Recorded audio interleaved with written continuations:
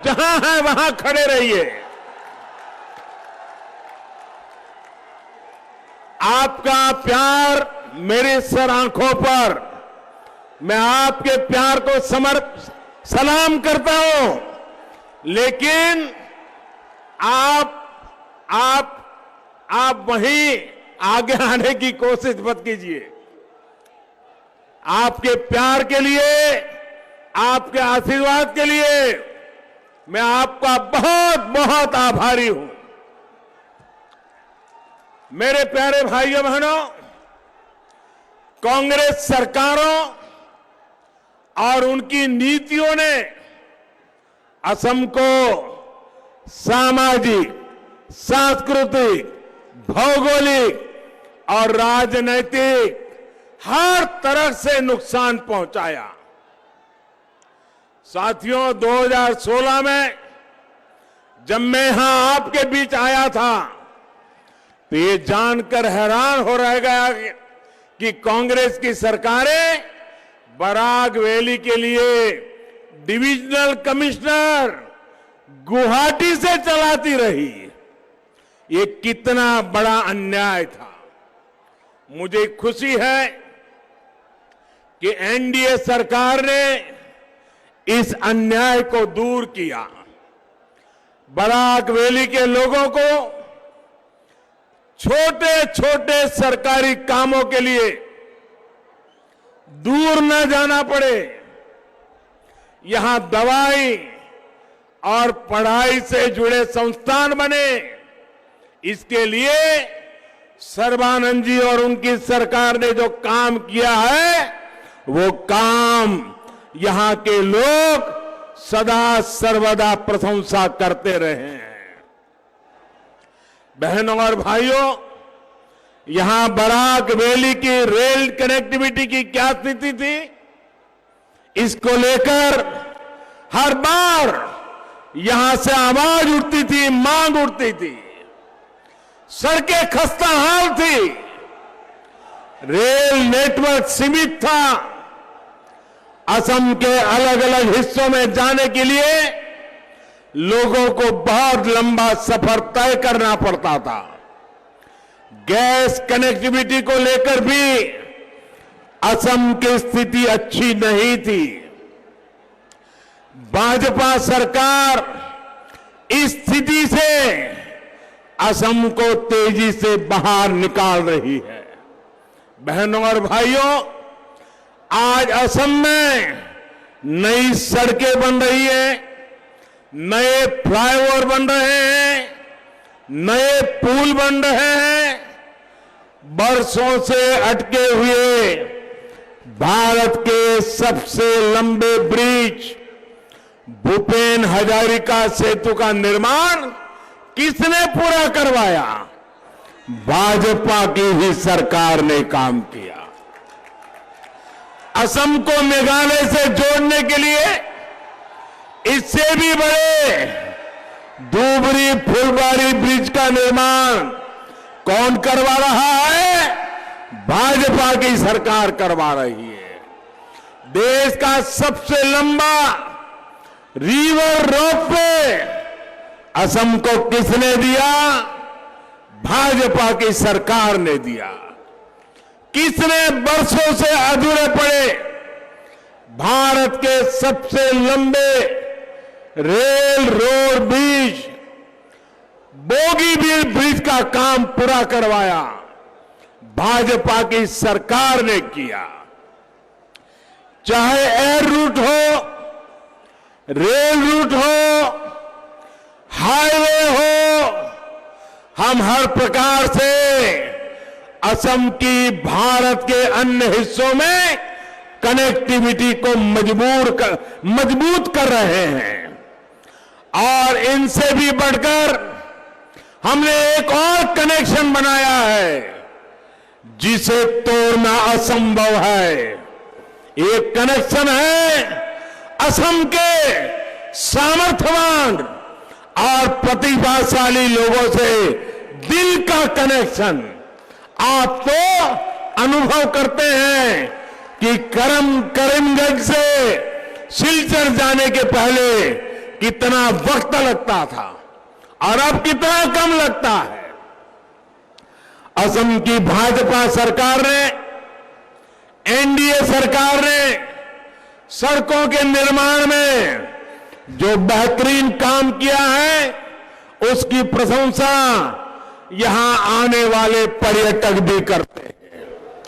Lumbini Silchar rail line का चौड़ीकरण mission mode पर किया गया। आज बड़ी ट्रेनें भी यहां पहुंच रही है। 6 साल पहले तक सिलचर से लुम्बिनी और अगरतला तक लगभग आधा दर्जन ट्रेनें चलती थी। आज ये संख्या करीब करीब 2 गुनी हो चुकी है। आज बराक वैली, दिल्ली, गुवाहाटी, डिब्रूगढ़, कोलकाता, त्रिवेंद्रम और अगरतला से कनेक्ट हो चुकी है।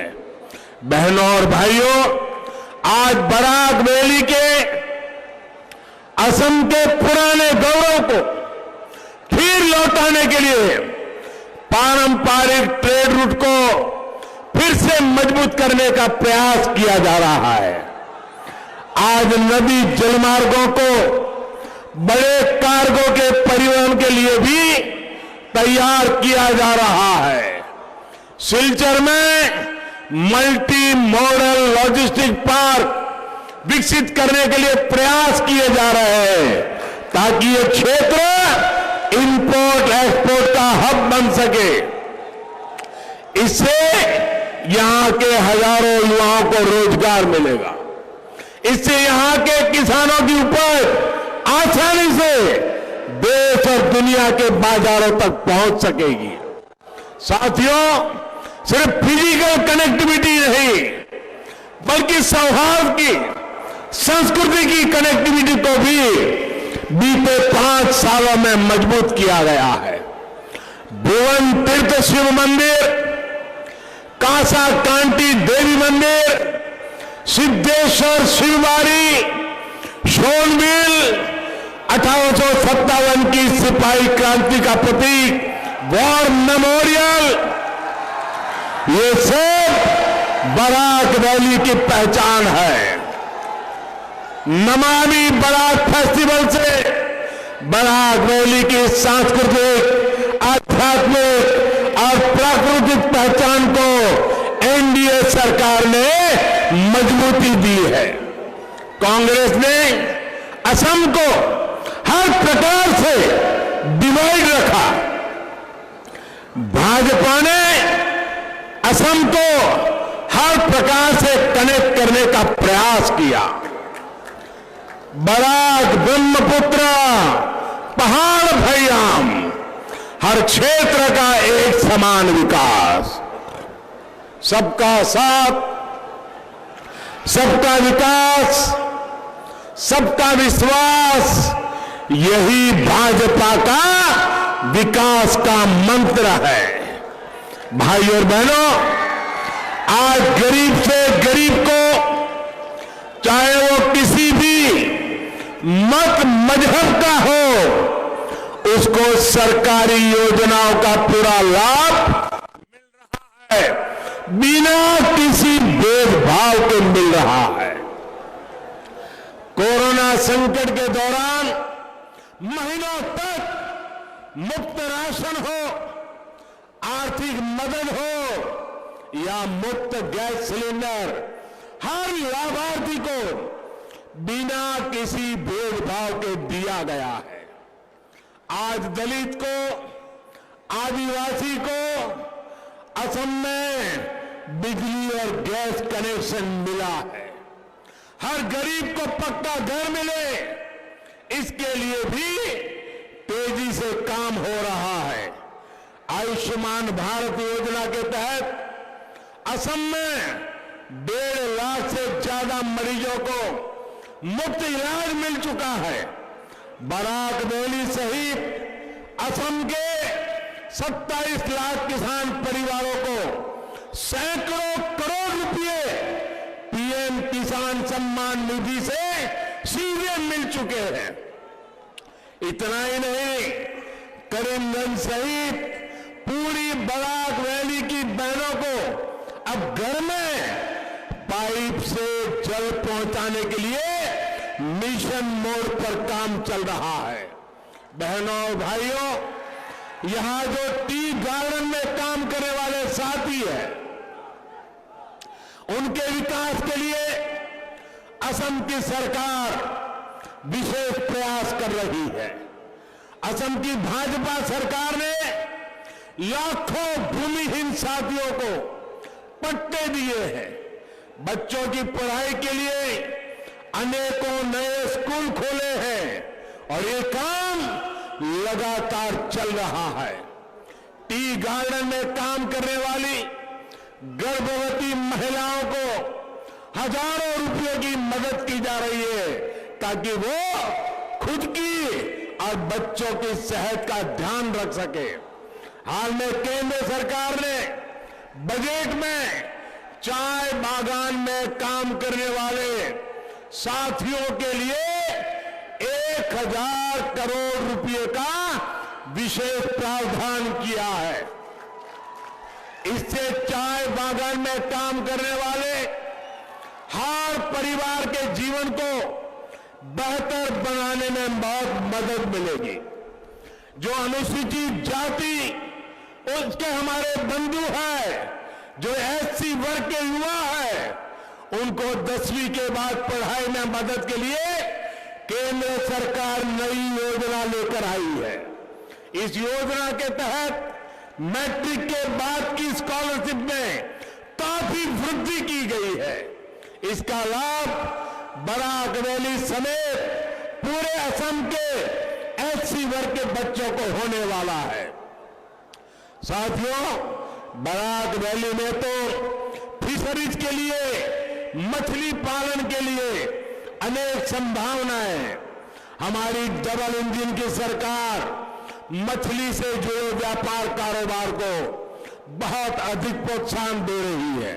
इसलिए मछली पालन से जुड़े कारोबार के लिए केंद्र में अलग से फिशरीज मंत्रालय बनाया गया है। फिशरीज सेक्टर को बढ़ावा देने के लिए 20,000 करोड़ रुपए की मत्स्य संपदा योजना शुरू की गई है।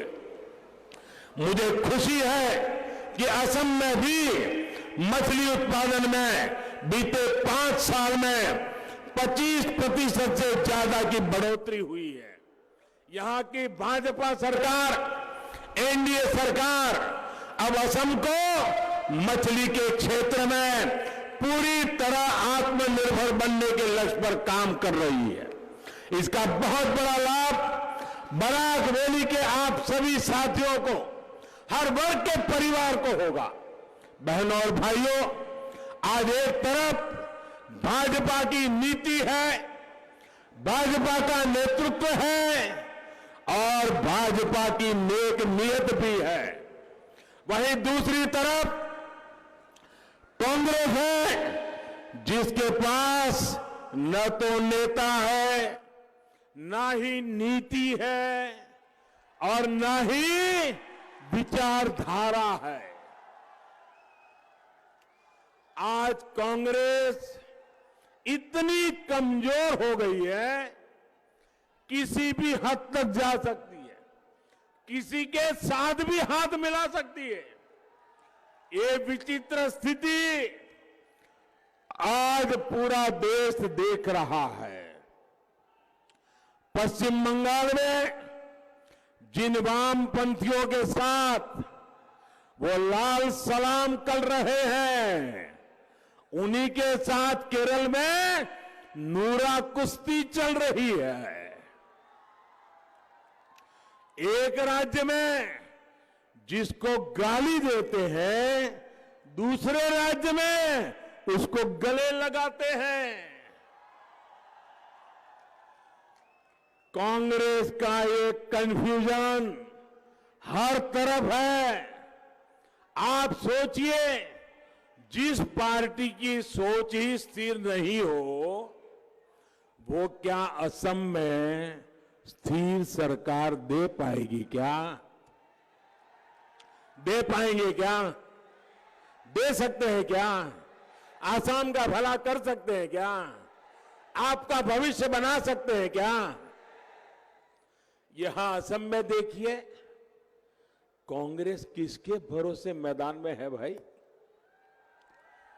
जिन लोगों की राजनीति से यहां के कांग्रेस कार्यकर्ता दशकों से लड़ रहे हैं, जूझ रहे हैं, आज कांग्रेस का हाथ उसी ताला चाबी को लेकर घूम रहा है।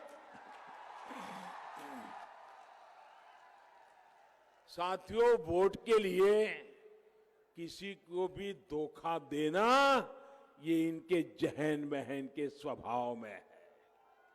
यहां असम में भी धोखे और भ्रम का एक वीडियो मुझे भी देखने का मौका मिला है। आपने भी जरूर देखा होगा। इस वीडियो में यहां के कांग्रेस के नेता आपस में मंच पर ही झूठ का घोषणा पत्र बना रहे हैं। बताओ। और घोषणा पत्र बनाने में बहुत मेहनत लगती है, लोगों के विचारों को जानना पड़ता है, विचार विमर्श करता है, खजाने की स्थिति क्या है वो समझनी पड़ती है। लेकिन कांग्रेस का घोषणा पत्र तो सिर्फ घोषणाओं के लिए होता है, इसलिए वो 2-3 लोग मंच पर ही घोषणा पत्र बना लेते हैं। इस वीडियो में वो अपनी कलई, अपना जुड़ खुद ही खोल देते हैं। वो कहते हैं कि सिर्फ घोषणा कर दो, घोषणाएं पूरा करने के लिए नहीं होती हैं। ये कांग्रेस के नेता खुद कबूल कर रहे हैं, वीडियो मौजूद है। यही काम इन्होंने देश भर में किया है। ये लोग जानते ही नहीं कि देश की जनता कितनी समझदार है। अब आज देश की जनता की आंखों में धूल नहीं झोंक सकते हैं। ये लोग जमीनी सच्चाइयों से पूरी तरह कट चुके हैं। बहनों और भाइयों, भाजपा की सरकार के लिए हमेशा देश हित सर्वोपरि रहा है, देश का विकास सर्वोपरि रहा है। दशकों से नॉर्थ ईस्ट को जिस तरह विकास में नजरअंदाज किया गया, भाजपा सरकारें उसे मिलकर सुधार रही है। हम नॉर्थ ईस्ट को देश के विकास का प्रमुख केंद्र बना रहे हैं और इसमें असम की बहुत बड़ी भूमिका है। यहां डबल इंजन की सरकार असम के लोगों को सशक्त करने का काम कर रही है।